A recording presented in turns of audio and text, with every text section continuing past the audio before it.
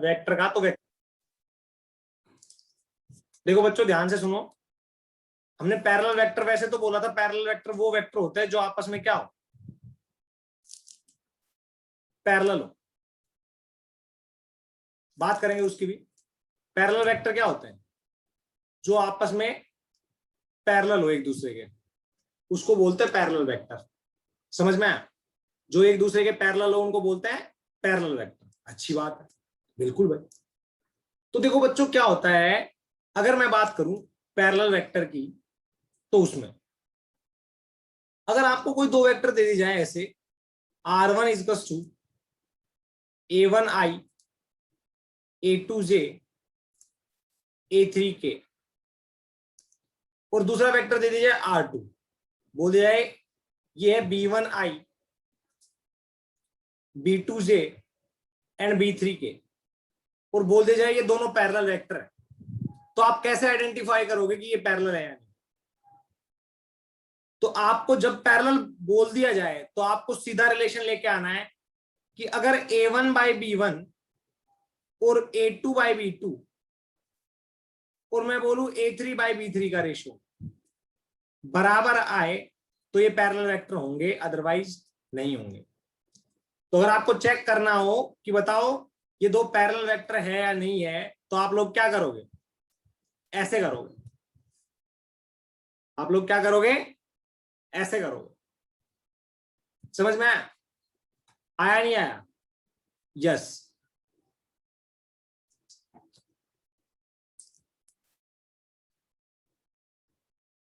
आया ना बच्चों? भाई तरीका समझ में आया नहीं आया? बताओ। बिल्कुल आया। तो आपको ऐसे वेक्टर दे दिया जाएगा, बताओ एक वेक्टर है r1, एक वेक्टर है r1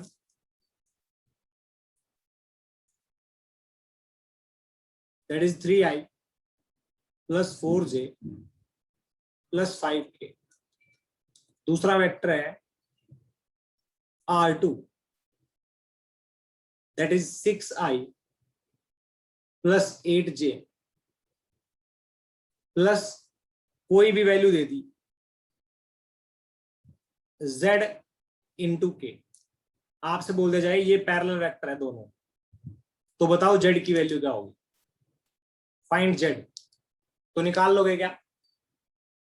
आप बोलोगे if these two vector are parallel then 3 by 6 must be equals to 4 by 8 must be equals to 5 by z. Then we will say we will take these two things like 1 by 2 is equals to 5 by z, then z will comes out to be 10. आएगा नहीं आएगा? आएगा ना? हाँ। तो इस तरीके से हम क्वेश्चन सोल्व कर लेंगे, इस तरीके से हम क्वेश्चन को सोल्व कर लेंगे। समझ में आया बच्चों? समझ में आया ना? हाँ, इस तरीके से हम क्वेश्चन को सोल्व कर लेंगे। अच्छी बात है, अच्छी बात है फिर। हाँ, तो सिंपली जब हम आगे चले तो हमारे पास और भी कुछ प्रॉब्लम्स आती, जैसे हम कल डिस्कस कर रहे थे वो वेक्टर के बारे में कर रहे थे, यूनिट वेक्टर के बारे में कर रहे थे, फिर रेजोल्यूशन पे आ गए थे और शायद हमने रेजोल्यूशन कर लिया था। यदनेश फिर से एक्सप्लेन कर रहा हूं बेटा, ध्यान से देखो। दो वेक्टर अगर पैरेलल है, if two vectors are parallel, if r1 is parallel to r2, एक कट करना को मांगा बेटा माइक ऑफ कर लो। ये कौन है? माइक ऑफ कर लो। r1 is parallel to r2, अगर r1 r2 के पैरेलल हो जाएगा तो जो i और i का कोफिशिएंट है उसका रेशियो, j और j का कोफिशिएंट है उसका रेशियो, और k और k का कोफिशिएंट है उसका रेशियो, ऐसे डिवाइड करके जब इनका रेशियो लिखोगे तो ये बराबर आ जाएंगे। a1 upon b1 equal to a2 upon b2 equal to a3 upon b3। जब ये हो गया समझ लेना आपके वेक्टर क्या है, पैरेलल है। समझ में आया? आपके वेक्टर क्या है, पैरेलल है। ठीक है बच्चों, समझ में आया नहीं आया? आया क्या? अरे बता दो। हाँ बिल्कुल। एक बात जरूर दिमाग में रखनी है, अगर अगर A1 by B1 is equals to A2 by B2 is equals to A3 by B3, अगर ये टर्म का रेशियो है वो पॉजिटिव आता है तो ये पैरेलल होंगे। अगर ये टर्म का रेशियो है वो पॉजिटिव आता है तो ये पैरेलल होंगे। अगर इन टर्म्स का रेशियो नेगेटिव आता है, A1 by B1 is equals to A2 by B2 और A3 by B3, इनका रेशियो अगर नेगेटिव आता है, याद रखना ये एंटी पैरेलल होंगे। ये इंपॉर्टेंट पॉइंट है बहुत। समझ में आया? आया क्या बच्चों? अरे आ रहा है नहीं? बेस्ट। ऐसे चीजों को समझना है, अच्छे से करना है, घबराना बिल्कुल नहीं है। हाँ तो आ जाओ आगे चलते हैं। इसका एग्जांपल करवाता हूं एक एंटी पैरेलल का। मान लो एक है 2i + 3j + 4k, दूसरा वेक्टर है -4i -6j और -8k। इनका रेशियो देखोगे तो देखो बराबर आ रहा है बट नेगेटिव है, बराबर है बट नेगेटिव है। A1 by B1, A2 by B2 और A3 by B3। समझ में आया नहीं आया? बराबर है बट नेगेटिव है, और जैसे ही नेगेटिव आ गया it means these two are antiparallel, these two are antiparallel. देखो बच्चों कल जो हमने किया था वो आपको समझ में आ गया होगा, रिजोल्यूशन ऑफ वेक्टर, उम्मीद करता हूं। ठीक है, यूनिट वेक्टर भी आपने कैलकुलेट कर लिया था, है ना। उसके बाद में कुछ इंटरेस्टिंग क्वेश्चन है वो आप लोगों को करने हैं आज। आ जाओ।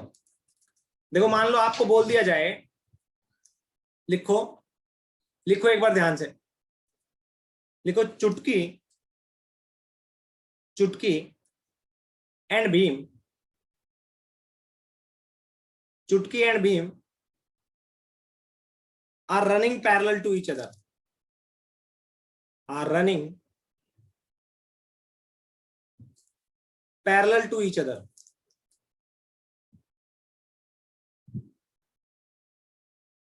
running parallel to each other।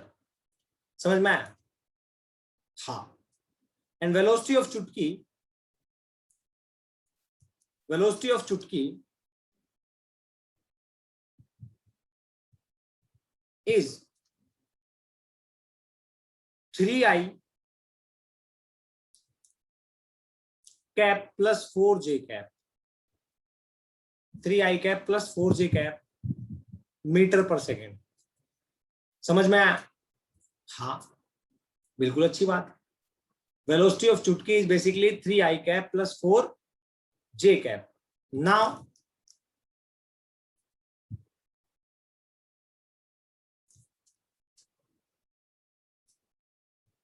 Now speed of beam,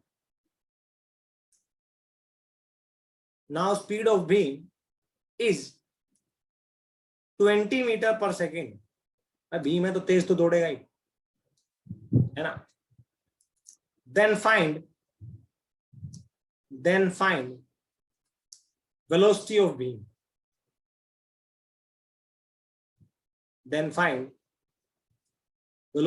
beam, जल्दी बताओ। देखो क्या चुटकी ऐसे दौड़ रही है, 3i cap plus 4j cap, है ना।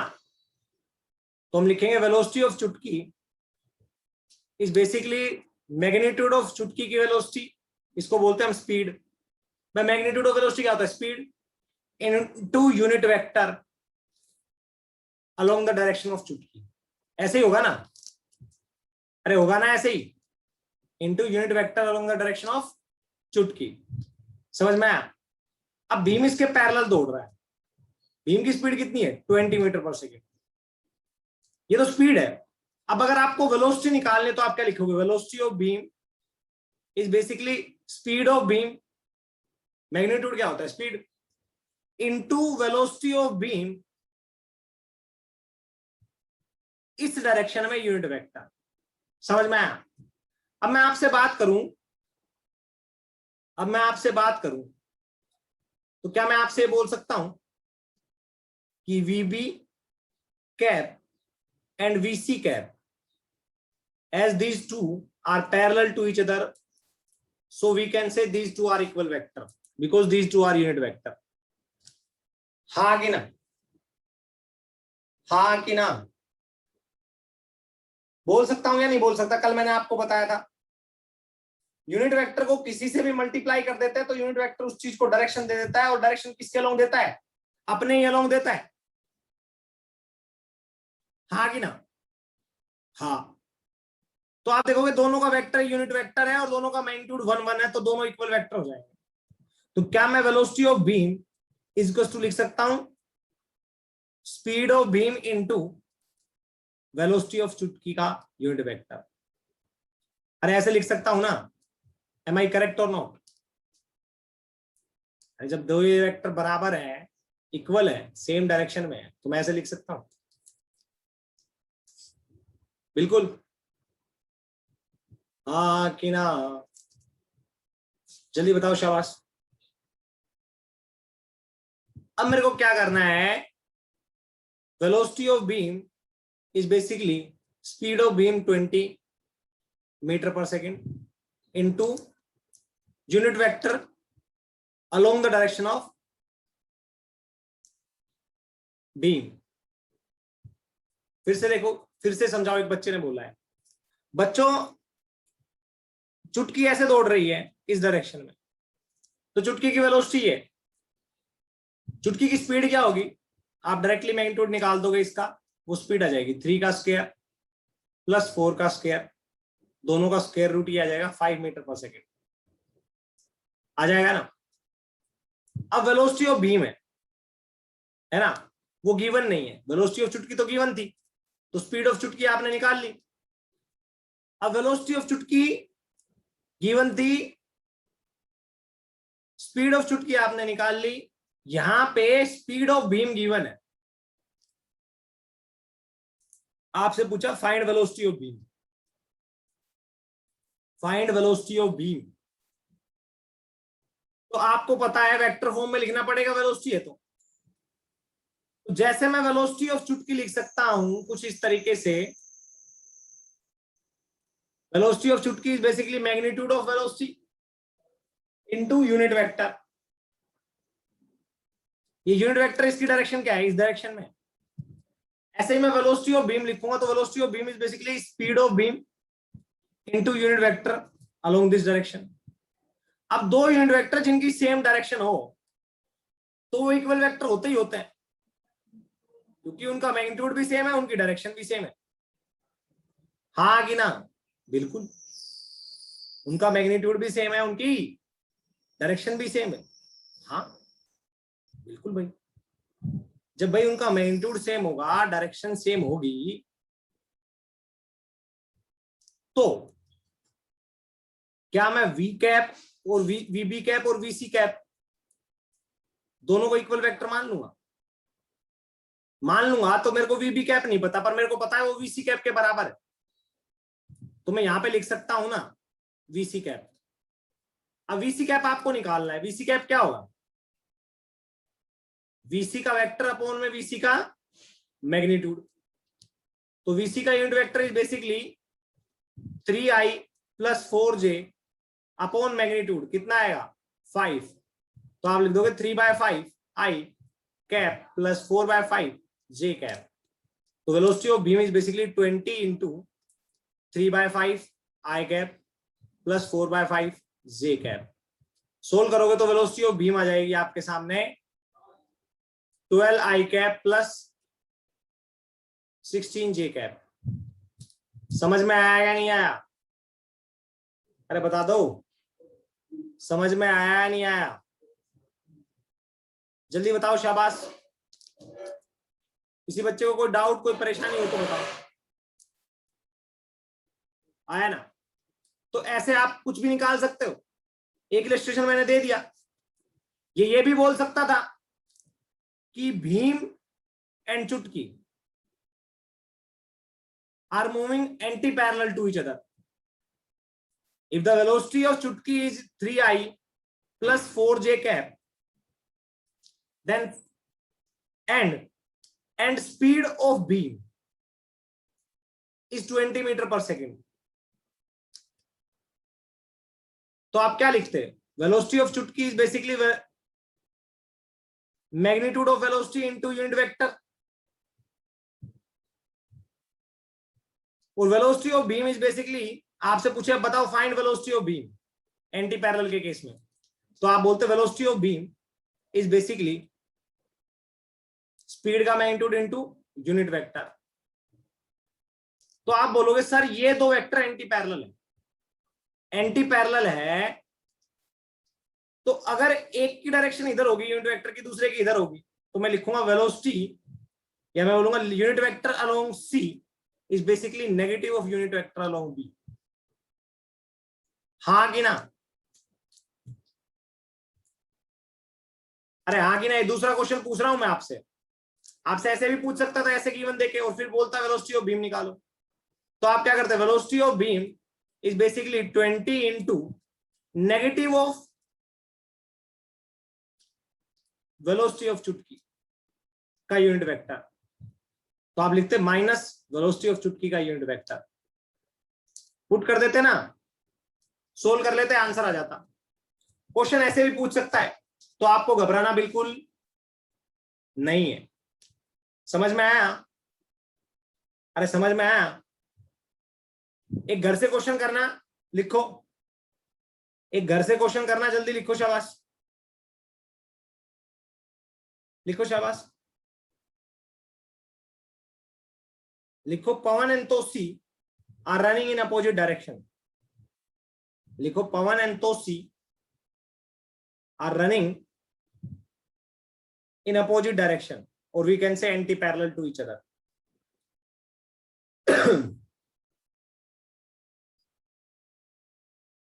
Velocity vector of Tosi is I plus 2j. Velocity vector of Tosi is basically I plus 2j. Velocity vector of Tosi is basically I plus 2j. 1 I cap plus 2j cap. And speed of Pawan is 5 meter per second. And speed of Pawan is 5 meter per second. Speed of Pawan is 5 meter per second. Speed of Pawan is 5 meter per second. समझ में आया? हाँ, speed of Pawan is 5 meter per second. Now find out the velocity of Pawan. Now find out the velocity of Pawan. घर से करके लाना है, ठीक है? हाँ, अच्छी बात है, अच्छी बात है ना? हाँ, आ जाओ, अब आगे चलते हैं।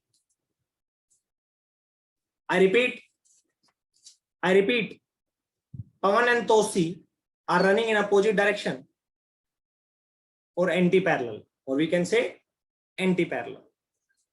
Velocity vector of Tosi is I plus 2j cap, मतलब 1I plus 2j cap. I plus 2j cap.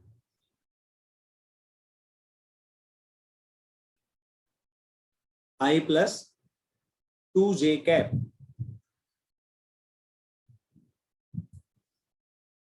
And speed of Pawan is 5 meter per second.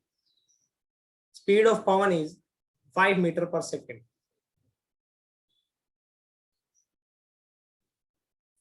Find out velocity of Pawan. Find out velocity of Pawan, find out velocity of पवन।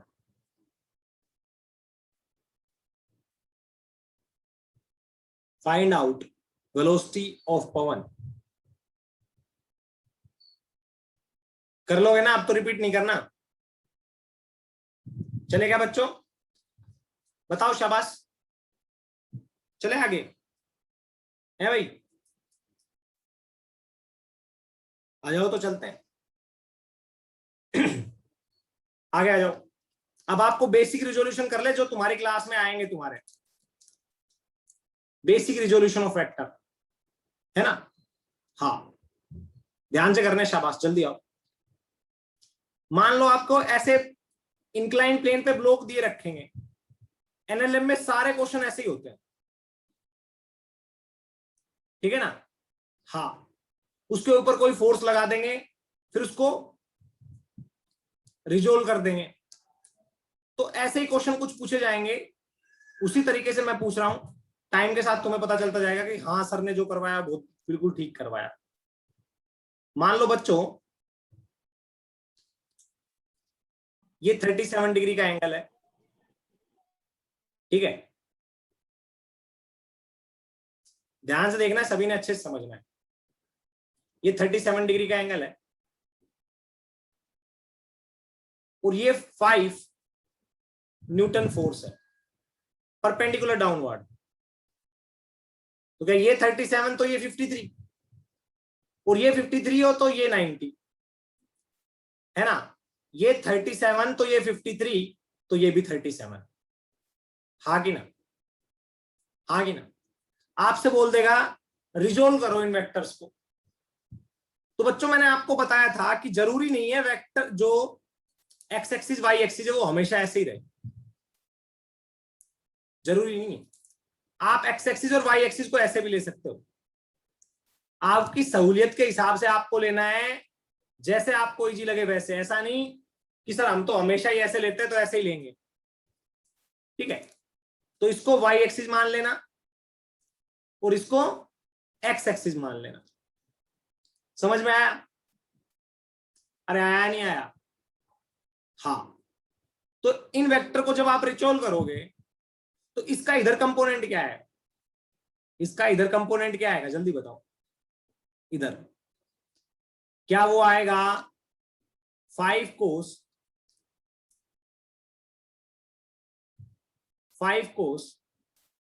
37। क्या इसका इधर component जो आएगा वो आएगा 5 sin 37? अरे हाँ कि ना? हाँ कि ना? जल्दी बताओ, शाबाश। हाँ कि ना? बिल्कुल, अच्छी बात। सिमिलरली, ध्यान से सुनना है सभी ने और अच्छे से करना है। सिमिलरली बच्चों, आपको ऐसे ही बहुत से क्वेश्चन पूछ लिए जाएंगे।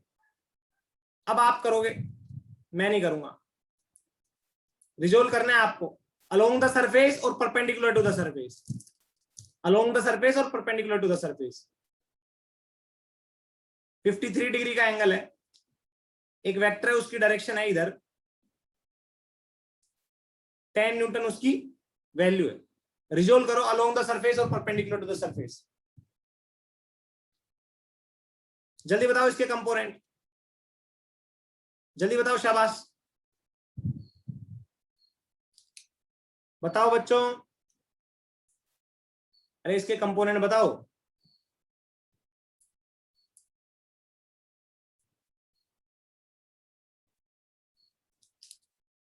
कंपोनेंट निकालो इसके वेक्टर के।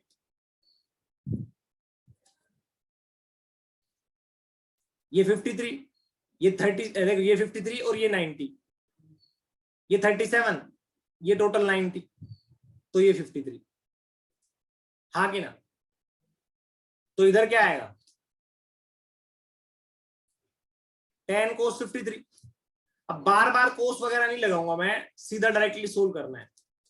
5 का कितना आया अगर यहाँ पे 5 होगा तो यहाँ पे क्या आएगा 4, जिसके साथ एंगल 37 का होगा, जिसके साथ जितना छोटा एंगल होगा उतना ये बड़ा आएगा।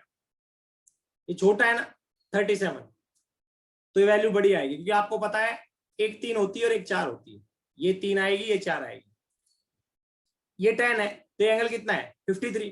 53 बड़ा एंगल है। तो सोल्व करना है आप लोगों ने। अभी तो तुम ट्रिक मत सीखो, अभी कैलकुलेट ही करना सीखो। 10 तो ये आएगा 10 cos 37। इधर क्या आएगा 10 sin 37। ये 10 ट्रिग्नोमेट्री का 10 नहीं है, ये काउंटिंग वाला 10 है। ठीक है, हाँ कोई अंधा तो नहीं है यहाँ पे, पता चले वो और कुछ ही सोच के बैठ रहा हो। 10 sin theta upon cos theta, काट दो सर इसको, है ना। हाँ तो ऐसे नहीं करना है। हाँ चले आगे बच्चों, आगे आ जाओ। कंपोनेंट बनाना है आप लोगों ने, करें आ जाओ फिर। कोई भी ए वेक्टर होगा हमारे पास, उसके कंपोनेंट बनाओगे तो कुछ इस तरीके से बनाओगे ना, है ना, है ना भाई, कुछ इस तरीके से।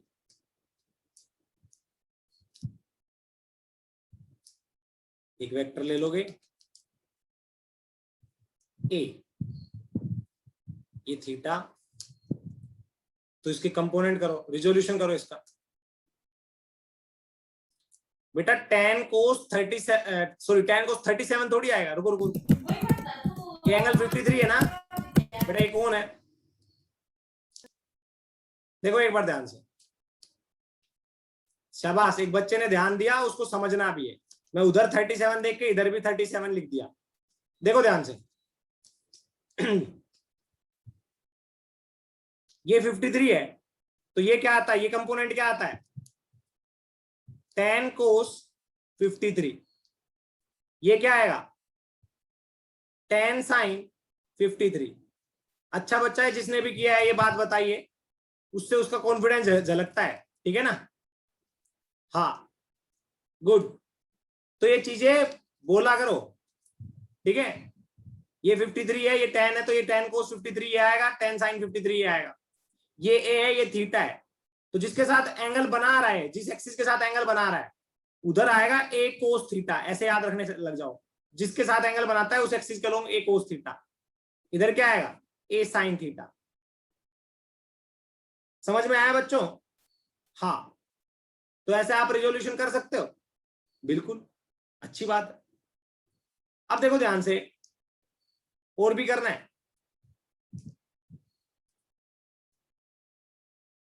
60 डिग्री का एंगल है,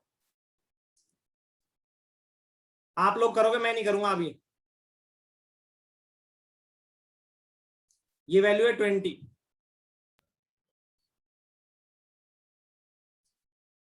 और ये नॉर्मल टू द सरफेस,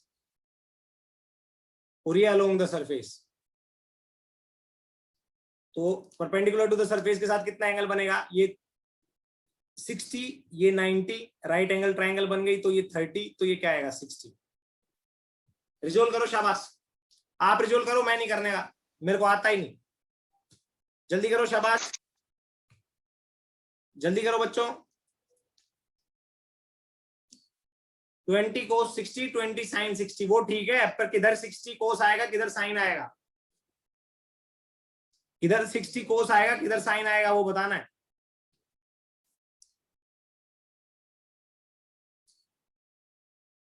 जल्दी करो बच्चों, इधर आएगा साइन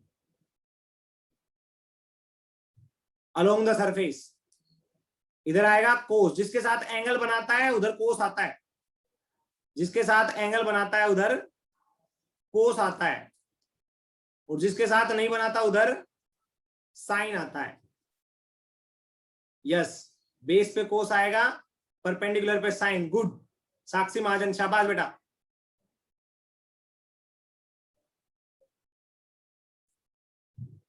यस, इतना समझ में आ गया ना बच्चों। हाँ तो ऐसे ही क्वेश्चन पूछ लिए जाएंगे आपको, इधर बताना है आपने, जल्दी बताओ, शाबाश।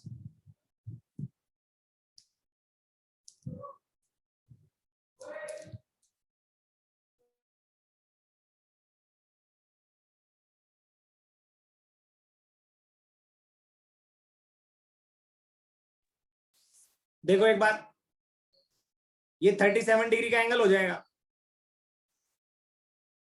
ये कितना, ये मान लो, आप बताओ कितना, चलो 16 मान लेते हैं, ठीक है।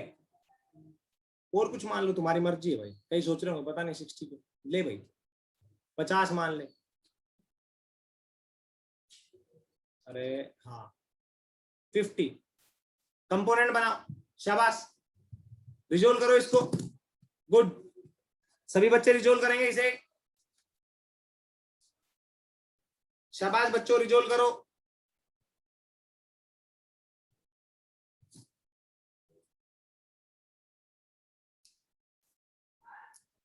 फिफ्टी कोस 37, जिसके साथ एंगल बनाता है उसके साथ कोस आता है, जिस एक्सिस के साथ एंगल बनाता है उसके अलोंग क्या आता है, कंपोनेंट।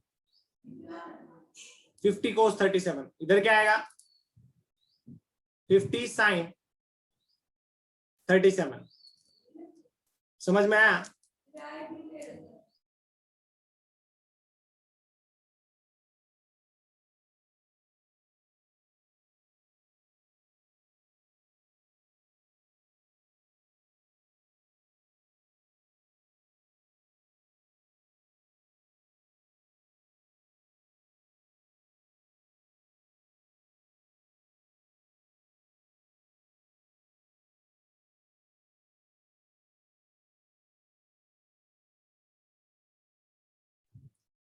देखो ध्यान से, 50 कोस 37 और 50 साइन 37, ऐसे कंपोनेंट बना लोगे ना। हाँ, तो घबराना नहीं है किसी ने भी, अपने आप बनाने, ठीक है। तो बच्चों ये प्रैक्टिस हो गई आपकी कंपोनेंट बनाने की, ठीक है। हाँ, आ जाओ आ जाओ, शाबाश। अब करते हैं हम वेक्टर्स। क्या हो गया भाई, कौन है ये बेटा, क्या हो गया,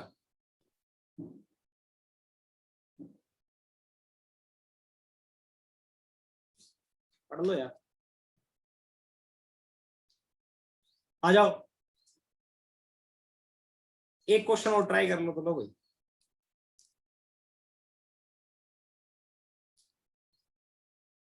ये 37 डिग्री है, ठीक है। ये एक वेक्टर क्वांटिटी है,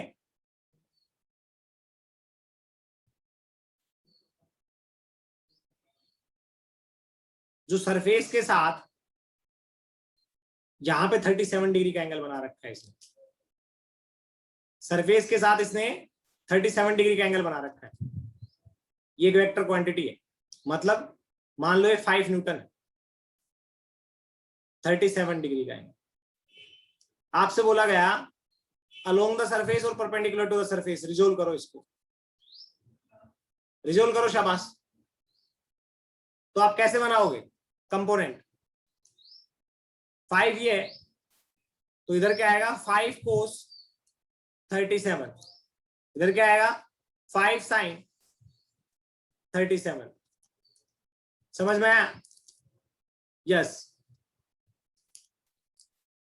आ रहा है नहीं आ रहा, सोचना है ऐसे ही जैसे बता रहा हूं, आ जाओ जल्दी से। अब मान लो हॉरिजॉन्टल के साथ 15 डिग्री का एंगल बना रखा है,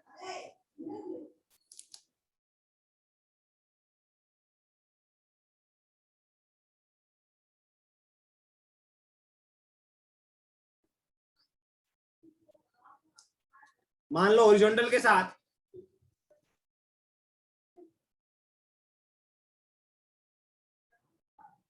30 डिग्री का एंगल बना रखा है इसने, ठीक है। हाँ, तो बच्चों इसके कंपोनेंट में रिजोल्व करो इसको, इसको इसके कंपोनेंट जल्दी बताओ, कर लोगे ना, शाबाश। अब जल्दी से जाओ, एडिशन ऑफ वेक्टर करेंगे।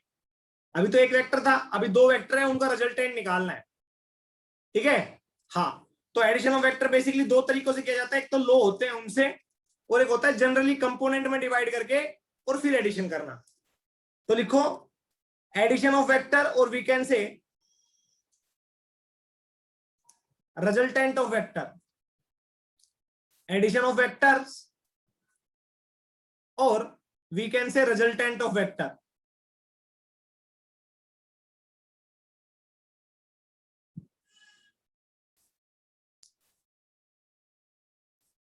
योगी स्क्रीनशॉट ले ले, एक बार स्क्रीनशॉट ले। कौन कौन नहीं है फोन करेंगे आज? अटेंडेंस के स्क्रीनशॉट ले ले एक बार।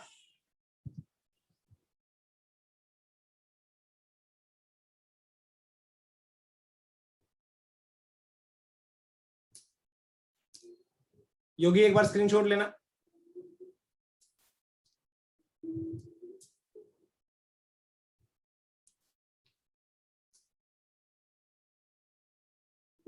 चलो आ जाओ, स्टार्ट करते हैं। ओके, एडिशन ऑफ वेक्टर और रिजल्टेंट ऑफ वेक्टर, ध्यान से देखना बच्चों। एडिशन ऑफ वेक्टर और रिजल्टेंट ऑफ वेक्टर दो तरीके से किया जाता है, एक तो नंबर 1 लो यूज करके, नंबर 2 नॉर्मली कंपोनेंट बना के। कंपोनेंट कंपोनेंट खेल के, ऐसे लिख लो, कंपोनेंट कंपोनेंट खेल कर, ठीक है। तो पहले कंपोनेंट कंपोनेंट खेल कर निकालेंगे रिजल्टेंट ऑफ वेक्टर, और we can say addition of two vectors, ठीक है। फिर उसके बाद में आगे चलेंगे। तो आ जाओ, ध्यान से देखना और अच्छे से करना है सभी ने, ठीक है। हाँ, आ जाओ। तो बच्चों मान लो हमारे पास दो फोर्सेस लग रही हैं। किस तरीके से, ध्यान से देखना। पर मेरे को लगता है इससे पहले उसका एक और कॉमन सेंस बताता हूं, थोड़ा लॉजिकल। हाँ, आ जाओ, तो लॉजिकल अप्रोच बताता हूं इससे पहले वालों की, कंपोनेंट ऑफ वेक्टर की। बताएं क्या? चलो एक बार ट्राई करते हैं, एडिशन ऑफ वेक्टर बाद में करेंगे, पहले उसकी लॉजिकल अप्रोच और बता देता हूं थोड़ी। बच्चों मान लो आपको कोई वेक्टर दिया जाता है, कोई भी, ऐसे दे दिया, आवाज नहीं, ऐसे दे दिया 10 न्यूटन 30 डिग्री पे, आपसे बोला जाए इसके कंपोनेंट बताओ, तो आप क्या करोगे? एक इधर और एक इधर निकाल लोगे। 10 cos 30, 10 sin 30 निकाल लोगे। अच्छी बात, अच्छी बात। अब बच्चों बेसिकली क्या होता है मैं बताता हूं। जैसे आपको दो फोर्सेस दे दी जाए, दो फोर्सेस दे दी जाए, है ना। हाँ, एक इधर एक इधर, या मैं बोलूं इससे भी आसान ले लेते हैं। आपको दो फोर्सेस दे दी जाए, एक इसके अलोंग है, सरफेस के अलोंग, ये फोर्स है 3, और एक सरफेस के परपेंडिकुलर है, ये है 4। ध्यान से देखना, अच्छे से समझना। तो रिजल्टेंट निकाल सकते हो, निकाल सकते हो ना?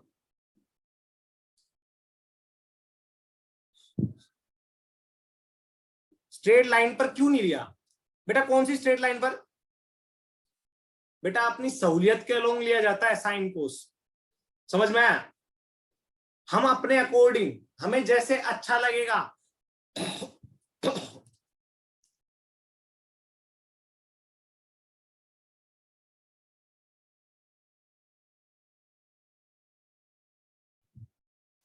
हमें जैसे अच्छा लगेगा हम उस तरीके से लेते हैं, ठीक है। जब मेरे को लगता है कि मेरा सबसे ज्यादा लेना देना इस एक्सिस के अलोंग होगा, तो मैं एक कंपोनेंट इसके अलोंग बनाऊंगा, और दूसरा सिंपल सी बात है इसके परपेंडिकुलर बनेगा, ठीक है ना। हाँ, समझ में आया?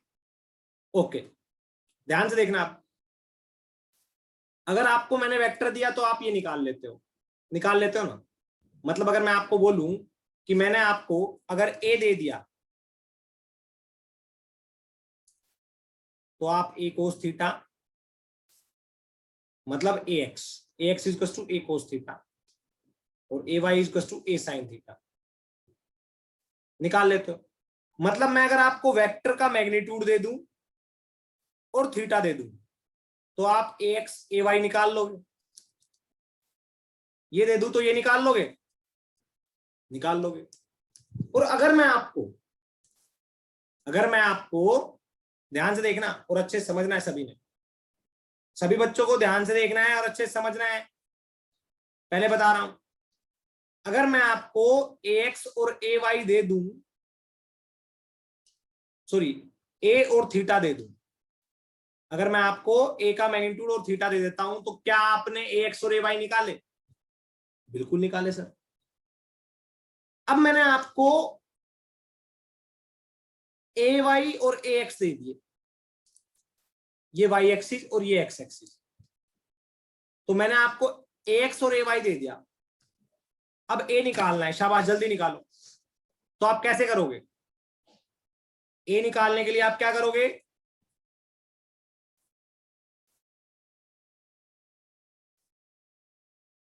समझ में आया? अगर आपको ए एक्स दे दिया जाए और ए वाई दे दिया जाए तो आप ए निकाल ऐसे लोगे, 3 का स्क्वायर प्लस 5 का स्क्वायर कितना आ जाएगा? जल्दी बताओ। 3 का स्क्वायर प्लस 4 का square,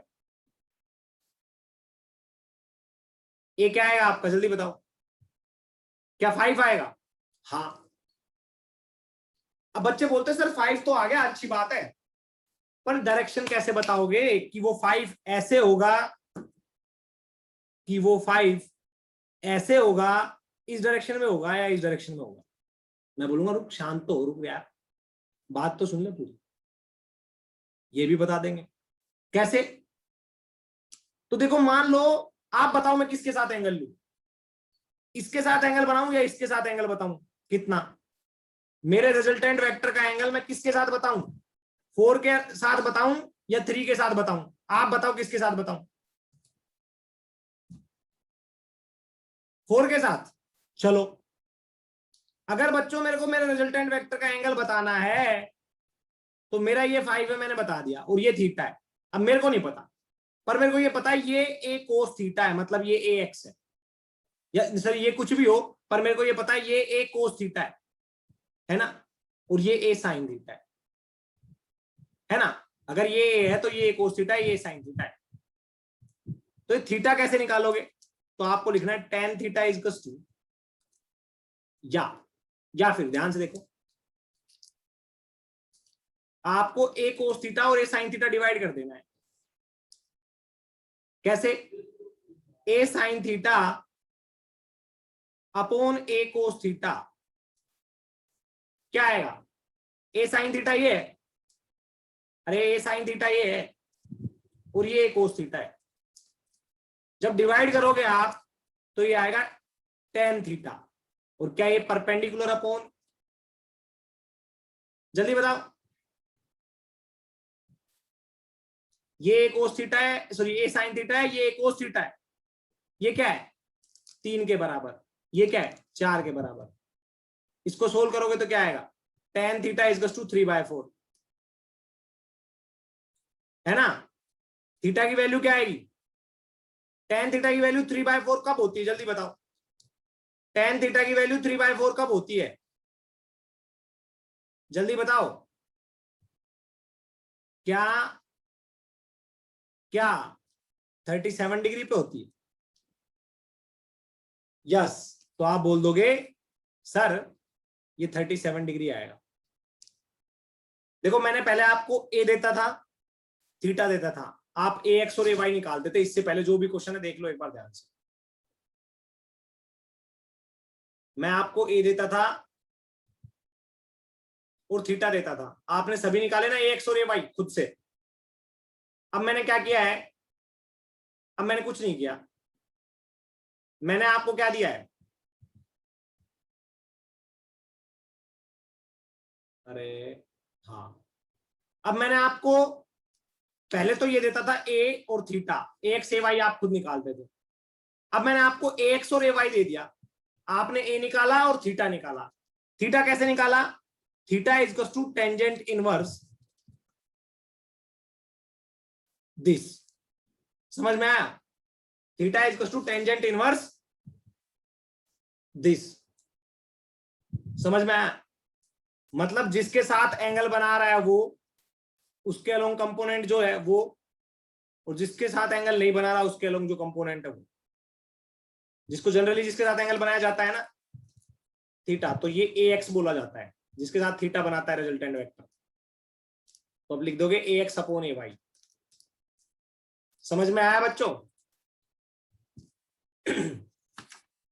tan theta is to 3/4 कैसे निकाला बेटा? 3/4 से tan 37 कैसे निकाला बेटा? ये मैंने आपको क्लास में करवाया हुआ है कि आपको ये पता होना चाहिए कोई भी ट्राइंगल है जिसकी 5, 4, 3 ऐसे साइड होगी तो ये एंगल क्या होगा 53 और ये क्या होगा 37। अब आप tan 37 की वैल्यू देखो, tan 37 की वैल्यू देखो।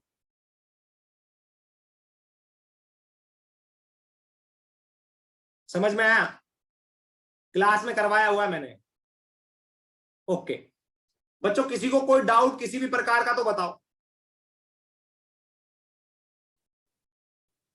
पहले पहले खेलते थे, ए दे देते थे, थीटा दे देते थे, दोबारा से रिपीट कर रहा हूं, आप ए एक्स निकालते थे और ए वाई निकालते थे। फिर हमने क्या किया, ए एक्स ए वाई दे दिया, फिर आपने क्या निकाला, ए निकाला और थीटा निकाला। दोनों काम कर लिए ना, रिवर्स और उस साइड भी। हाँ कि ना? जल्दी बताओ, कर लिए? ओके आगे चलते हैं। अब ए एक्स और ए वाई दे दिया तो ए कैसे निकालोगे, वो फॉर्मूला यहां पे लिख लो डायरेक्टली तो वो अच्छा रहेगा। अंडर रूट ए स्क्वायर ए एक्स का स्क्वायर, और थीटा निकालोगे तो क्या आएगा, थीटा निकलेगा टेंजेंट इनवर्स ए एक्स अपॉन ए वाई। समझ में आया? हाँ, ए एक्स किसके साथ कंपोनेंट लेते हैं, जिसके साथ रिजल्टेंट वेक्टर थीटा एंगल बनाता है, याद रखना। ए एक्स जो एक्स लेंगे, एक्स जिसके साथ ए थीटा बनाता है उस एक्सिस के अलोंग लेंगे ये कंपोनेंट। जिस एक्सिस के साथ ए थीटा एंगल बनाता है उसके अलोंग लेंगे ए एक्स, और ए एक्स की वैल्यू क्या आएगी, ए कोस थीटा। समझ में आया?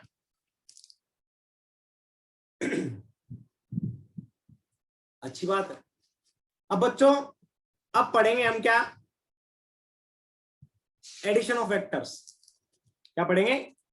एडिशन ऑफ वेक्टर्स, है ना?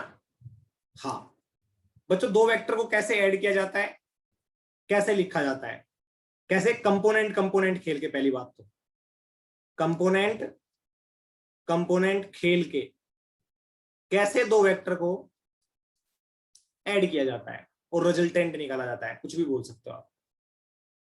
तो बच्चों मान लो आपसे कोई बोल दे कि कि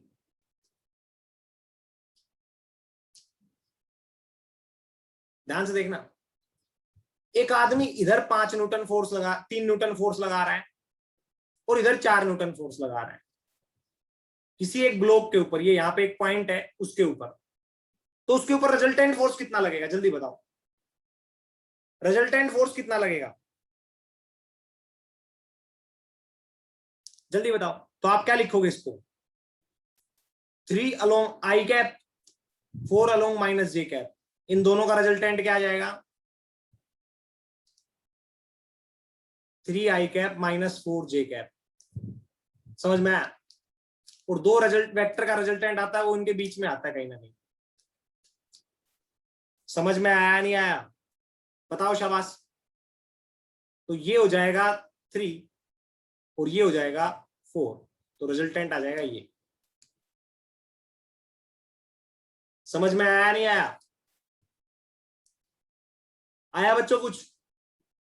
नहीं आया तो फिर से बता रहा हूं कि जब दो वेक्टर होंगे आपके पास, एक 3 न्यूटन एक 4 न्यूटन, इन दोनों का रिजल्टेंट इफेक्ट क्या होगा? तो इन दोनों का रिजल्टेंट वेक्टर निकालोगे, तो 3 न्यूटन आई कह लूंगा और ये 4 न्यूटन माइनस जे कह लूंगा, तो रिजल्टेंट क्या आएगा? दोनों को ऐड कर दो, 3i प्लस 4 अलोंग माइनस जे, लिखा तो आएगा 3i माइनस 4j। अरे तब भी तो होता था, ध्यान से देख इसका रिजल्टेंट क्या आएगा, मैग्नीट्यूड देख, 3 का स्क्वायर प्लस 4 का स्क्वायर माइनस 4 का स्क्वायर करोगे तो 5 आएगा।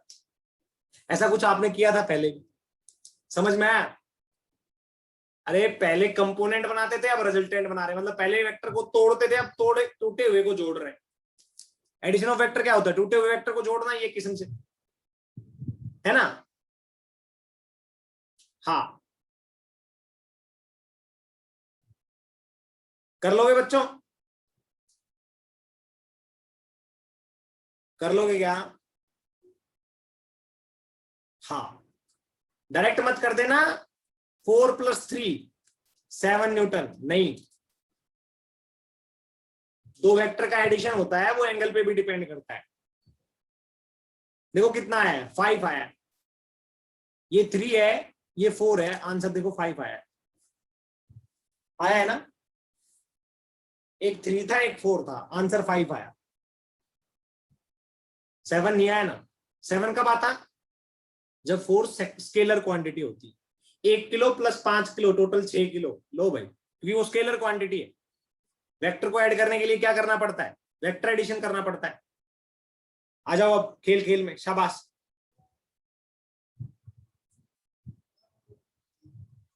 देखो ध्यान से, सभी ध्यान से देखेंगे।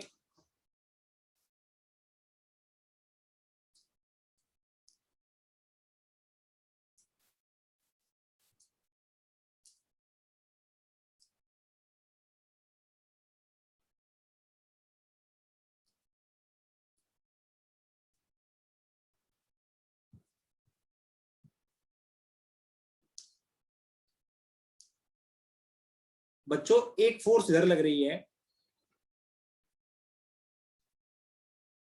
2 न्यूटन, इसका नाम दे दिया हमने F1। एक फोर्स इधर लग रही है 10 न्यूटन, कितने एंगल पे? 53 डिग्री पे, इसका नाम दे दिया हमने F2। आपसे बोलेगा रिजल्टेंट निकालो इन दोनों फोर्सेस का।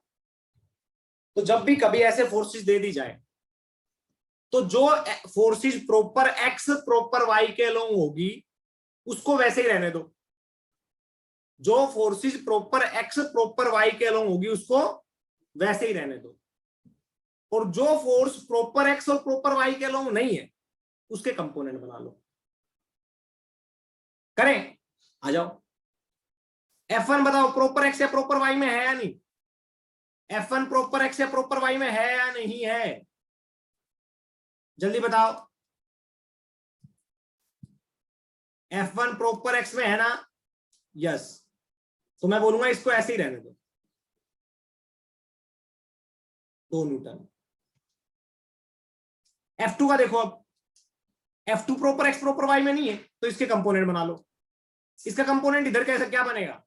tan cos 53 इधर बनेगा, और इसका इधर कंपोनेंट क्या आएगा? tan sin 53, है ना? हाँ, जो फोर्सेस, आई रिपीट, जो forces proper X proper Y में है उनको वैसे ही रहने दो, और जो नहीं है उनको कंपोनेंट बना लो उनके। अब आप ध्यान से देखना,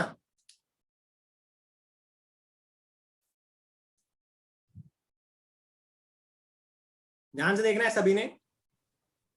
इधर क्या हो गया? 2 + tan cos 53, मतलब 2 + tan cos 53 की वैल्यू क्या होगी? 3/5, टोटल आ जाएगा आपका 6 ऐड करोगे तो। मतलब सर रिजल्टेंट इधर आ गया हमारा इन दोनों वेक्टर का, ये दोनों वेक्टर है, दोनों का क्या आ गया कंपोनेंट्स का? 6। ठीक है, यस। और इधर क्या था, 10 sin 53, तो मैं लिखूंगा 10 इंटू, सॉरी 6 + 2 8 आएगा, ये क्या आएगा 8, तो आप लिख दोगे यहाँ पे 8, है ना, 6 तो ये आ जाएगा, 3 2 6 + 2 8। इधर क्या आएगा 10 sin 53, 53 की वैल्यू क्या आएगी sin 53 3/4, ये भी 8 आ गया भाई, ये 8 आ गया और ये 8 आ गया। क्या मैं आपसे बोलूं ये 8 और 8 किसके कंपोनेंट, इन दोनों फोर्सेस के रिजल्टेंट वेक्टर के कंपोनेंट है। इन दोनों फोर्सेस का जो रिजल्टेंट वेक्टर आएगा ना उसके कंपोनेंट है 8 और 8, है ना। तो इन दोनों का रिजल्टेंट क्या आएगा, इन दोनों के बीचों बीच, है ना, 8 और 8, थीटा निकालो, theta tan theta is two, ये मैं थीटा लिख देता हूं इसको,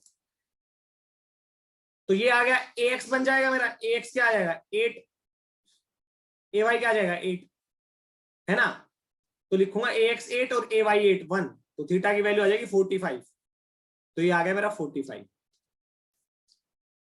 है ना। रिजल्ट क्या, रिजल्टेंट मैग्नीट्यूड क्या आएगा, मैग्नीट्यूड क्या आएगा रिजल्टेंट 8ax का स्क्वायर प्लस ay का स्क्वायर रूट, तो क्या ये 2 × 64 आएगा, क्या ये 8√2 आएगा, हाँ, समझ में आया। तो आप जब रिजल्टेंट वेक्टर निकालोगे तो सबसे पहले तो आप लिखोगे वेक्टर फॉर्म में इसको 8i + 8j is the resultant of these two forces, इन दोनों फोर्सेस का रिजल्टेंट 8i + 8j है। फिर आपसे बोले डायरेक्शन, फिर डायरेक्शन निकालने के लिए आपको क्या करना है, ये खेल खेलना है। फिर आपको बोले मैग्नीट्यूड, तो मैग्नीट्यूड निकालने के लिए आपको क्या करना है, ये खेल खेलना है। बच्चों समझ में आया नहीं आया।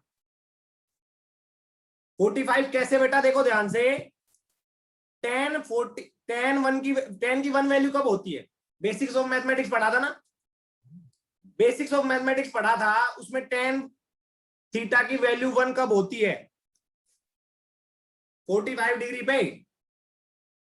अरे बेसिक्स ऑफ मैथमेटिक्स पढ़ा था, उसमें देखा था tan थीटा की वैल्यू 45 पे 1 होती है, हाँ कि ना, अरे बिल्कुल हाँ, चले, हाँ। थक जाता है टीचर जब बोलना पड़ता है ऐसे, अब इतना बोल लिया फिर उसके बाद में सोचते हैं थोड़ा रेस्ट ले लेते, फिर बोलते हैं हाँ कि ना।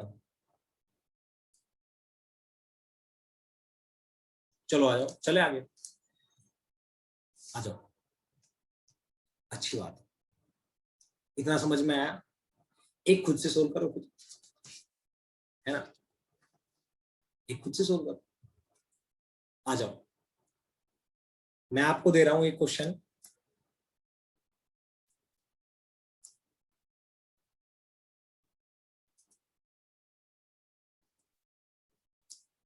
इस पॉइंट पे इधर लग रही है 10 न्यूटन फोर्स और इधर लग रही है 8√2 न्यूटन, एंगल है 45 डिग्री का। इन दोनों फोर्सेस का रिजल्टेंट वेक्टर बताओ क्या है, और उसका एंगल बताओ इन एक्सिस के साथ में। Find magnitude and direction of resultant vector, find magnitude and direction of resultant vector, जल्दी करो शाबाश। Find magnitude and direction of resultant vector,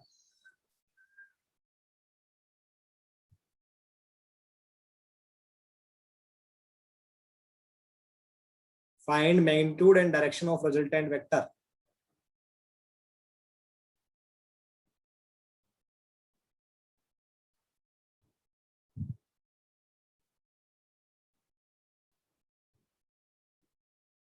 find magnitude and direction of resultant vector.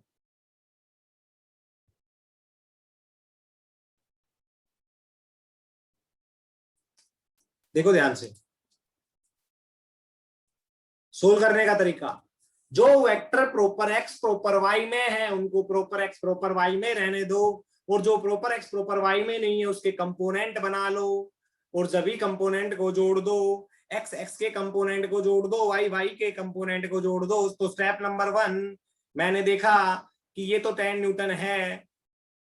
Step number 2 कि ये जो force है इसके component बना लेते हैं, तो इसका एक कंपोनेंट इधर आएगा, क्या ये 8√2 का इधर आएगा, वो 8√2 साइन 45 आएगा, क्या इधर आएगा, वो आएगा 8√2 कोस 45 आएगा। बेसिकली इनको सोल्व करोगे तो इसकी वैल्यू 8 आ जाएगी, इसको सोल्व करेगा तो इसकी वैल्यू 8 आ जाएगी। तो मैं बोलूंगा 10 न्यूटन इधर कंपोनेंट है पहले इस फोर्स का, प्लस 8 इसका आ गया, इधर क्या आएगा 8। इन दोनों का रिजल्टेंट निकालोगे तो पहले वेक्टर फॉर्म में इस फोर्स को लिखोगे तो आप लिखोगे 18 अलोंग जे कैप प्लस 8 अलोंग आई कैप। समझ में आया? अच्छी बात है। अब आप बोलोगे सर मैं मैग्नीट्यूड निकालूंगा, मैं बोलूंगा निकाल ले। तो मैग्नीट्यूड निकालोगे तो 10 का 18 का स्क्वायर प्लस 8 का स्क्वायर, दोनों का स्क्वायर रूट, शायद ये आएगा 324 plus 64, magnitude of resultant vector आ जाएगा। अब आप बोलोगे सर डायरेक्शन बताओ, तो मैं बोलूंगा मान ले ये रिजल्टेंट वेक्टर है, मान ले ये रिजल्टेंट वेक्टर है, ये थीटा एंगल बना रहा है, तो ये क्या आ जाएगा ए एक्स, ये क्या आ जाएगा ए वाई। तो टेन थीटा की वैल्यू क्या आएगी ए एक्स अपॉन ए वाई। ए एक्स की वैल्यू क्या आएगी 18, ए वाई की वैल्यू क्या आएगी 8। किसी को भी मान सकते हो, अगर इसको थीटा मानते तो ए एक्स ही हो जाता, इसको थीटा मानोगे तो जिसके इस रिजल्टेंट वेक्टर के साथ जो एक्स जुड़ा रहता है वो एक्स ए एक्स हो जाता है ना। तो लिख लिया थीटा की वैल्यू आ जाएगी टेंजेंट इनवर्स, ये 9/4 हो गया, तो 9/4। समझ में आया? अरे आया नहीं आया बच्चों, आया क्या?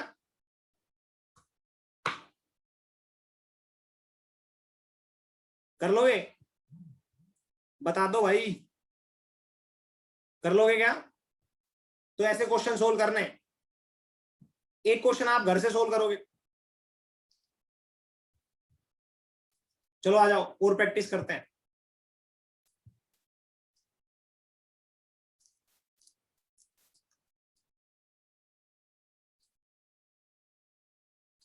आ जाओ शाबाश। एक फोर्स लग रही है 53 डिग्री एंगल पे इधर, कितनी 5 न्यूटन। एक फोर्स लग रही है 37 डिग्री के एंगल पे इधर, कितनी कितनी 10 न्यूटन। आपसे कोई पूछेगा कि बताओ नेट फोर्स कितनी लगेगी इस पॉइंट पे, तो जो प्रॉपर एक्स में है प्रॉपर एक्स में रहने दो, जो प्रॉपर वाई में हो प्रॉपर वाई में रहने दो, जो किसी में नहीं है उसके कंपोनेंट बना लो ना। तो ये है तो इसका एक कंपोनेंट आएगा 10 cos 37, ये आएगा 10 sin 37। तो मैं बार बार नहीं बताऊंगा, इसका 10 cos 37 आएगा, तो उसकी वैल्यू कितनी आएगी, मैं बोलूंगा 8। 10 sin 37 की वैल्यू आएगी बच्चों 6, निकाल के देख लेना एक बार, है ना। हाँ, राजू सेठ के काम में लगता है ना। ये राजू सेठ कौन आ गया, डिसेबल कर दिया हाथों हाथ।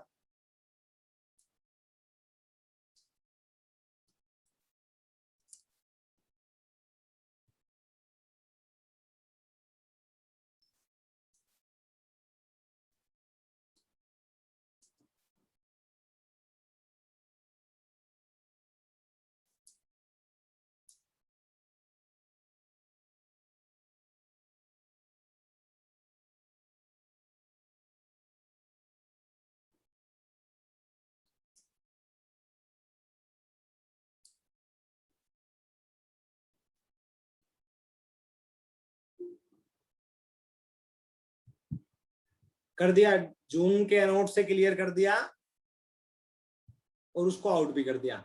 देखो ध्यान से, आ जाओ आ जाओ, जल्दी आ जाओ बच्चों।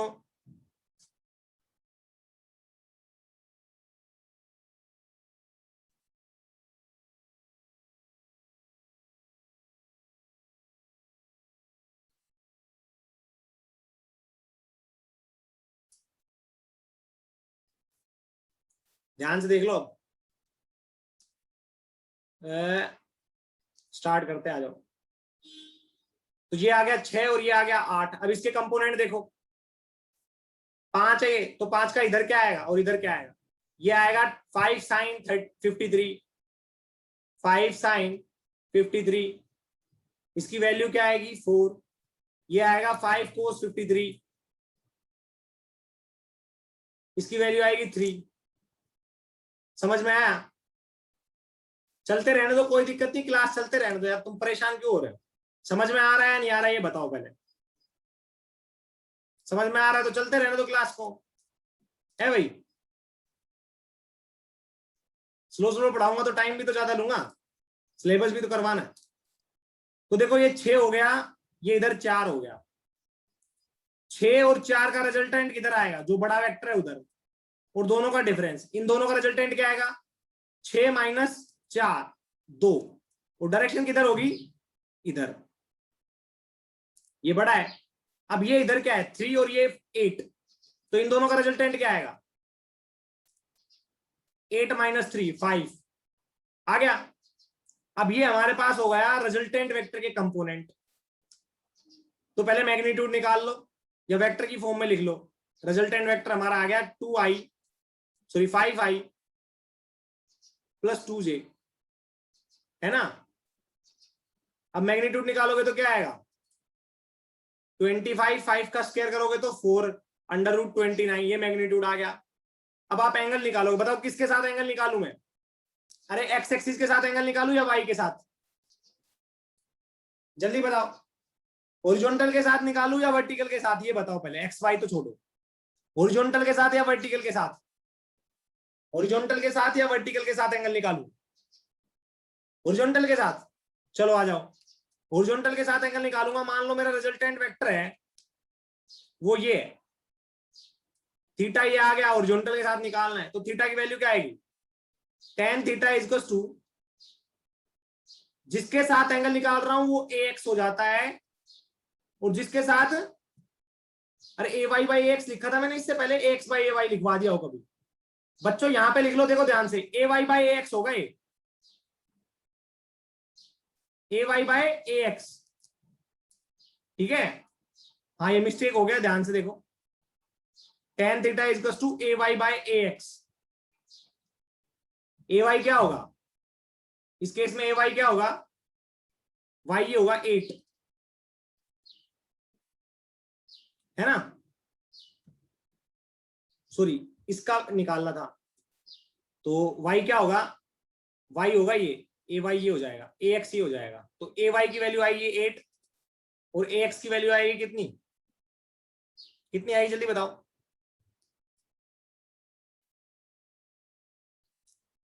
अरे ए वाई तो ये हो गया 8, ए एक्स हो गया 18, समझ में आया? तो ए वाई 8 हो गया और ए एक्स 18 हो गया,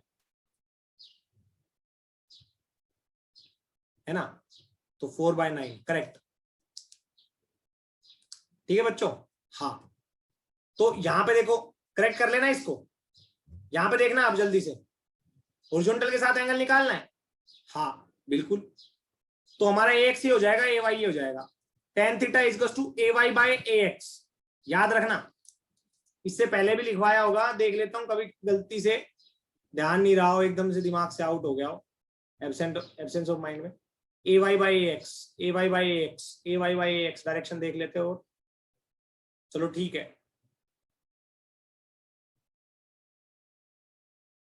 याद रखना ए वाई बाई एक्स, और ए वाई एक्स आप चूज करते हो खुद से, ठीक है। हाँ बच्चों बताओ, tan theta equals to A Y by A X, A Y क्या होता है? हमें ये पता है एक्स होता है जिसके साथ एंगल बन रहा हो, जिस एक्सिस के साथ एंगल बन रहा हो उसके अलोंग जो कंपोनेंट होगा वो एक्स होगा। तो ये आएगा 2ay हो गया, एक्स क्या आएगा 5, theta is to tangent inverse 2/5। समझ में आया? समझ में आया क्या बच्चों? किसी को समझ में नहीं आया तो बताओ, जल्दी बताओ, शाबाश।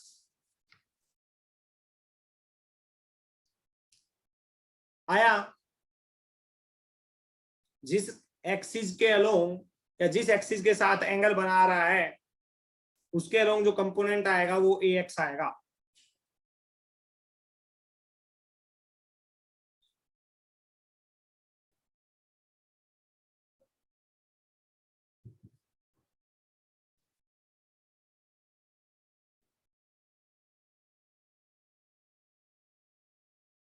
अरे बताओ।